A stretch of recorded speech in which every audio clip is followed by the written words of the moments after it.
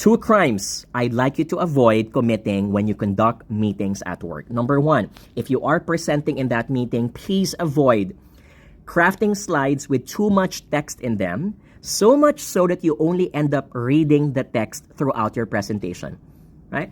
Meetings are supposed to be discussions, conversations, and debates. They're not a passive session for listening to someone else's thoughts. If this was your plan, then what you should have done instead is to craft the presentation, send it to us via email. We will read it offline, and we will get back to you if ever we have questions. It only ends up wasting people's time. Number 2, please end on time. I am not gonna adjust if you end up extending for 5 or 15 or 20 more minutes because I have also other meetings to attend. Here's the sad part. When a meeting does not end on time or when a meeting needs to get cut short, it ends up asking for another schedule of meeting because people were not able to make decisions.